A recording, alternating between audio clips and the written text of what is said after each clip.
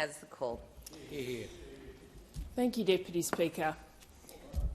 The result on Saturday was not what many of us wanted to see, and I myself am really deeply disappointed to have seen it. But absolutely, we respect the decision. This is a democratic process, and I'm pleased that we live in a democracy where we can have these discussions, where people can peacefully turn up somewhere and vote, and that they've had their say. And obviously we accept this result on this referendum. But I do want to acknowledge that many in our community are devastated by this result. And my heart is particularly with the First Nations people who have put their heart and soul into this campaign, to the Yes campaign, and the process that led up to it over many, many years. And I'm talking about the Uluru Dialogues, the Uluru Statement, and then the Yes campaign, and even, of course, the many years before that had been put into the seeking constitutional recognition and the fights for Indigenous rights over many, many years. And I respect very much that the Indigenous community has asked for a time of silence, a week of quiet, to let the dust settle before we start picking apart this result. And I respect that very much.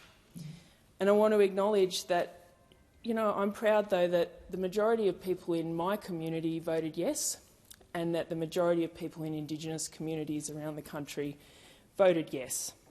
And so there are people really feeling this at the moment, and I think we need to be very respectful of that. I want to thank all the people in Canberra, nearly 1,000 volunteers who came together to ask people to vote yes. Many of them who'd never volunteered on a political campaign before, and I was very proud to campaign alongside them. And I acknowledge that every conversation that they had and the many hours that they spent, on making phone calls, door knocking on street stalls, on pre-poll, on polling day. And I want to acknowledge our Prime Minister.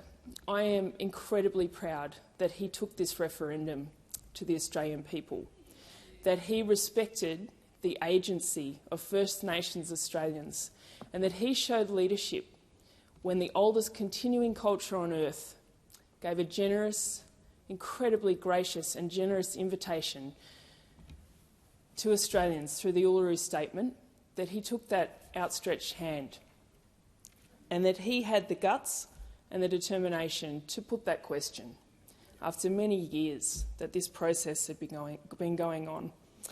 And I also want to acknowledge the Minister for Indigenous Australians, the member for Barton, Linda Burney, who through this whole process has shown such leadership, such grace and such strength.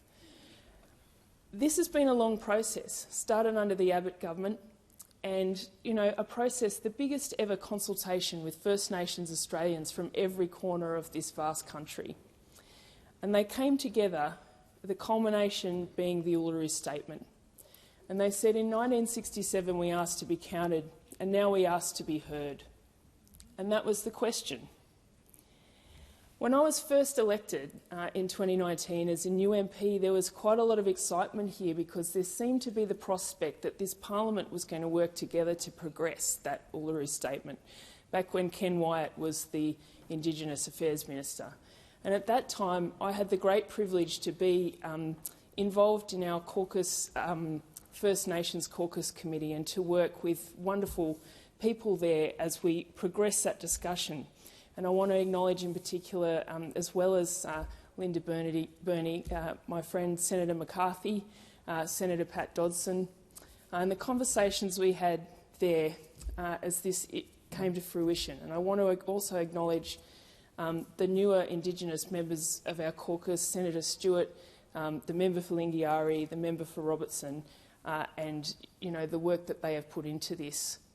And I want to acknowledge our local Indigenous leaders here in Canberra, Auntie Violet Sheridan and her grandson Noah Allen, Auntie Matilda House and Paul House. And I want to say that though this vote didn't get up, our government remains completely committed to listening to you and to walking with you in reconciliation and for a better future for all Australians that comes when we come together and we continue to listen. The member for Menzies.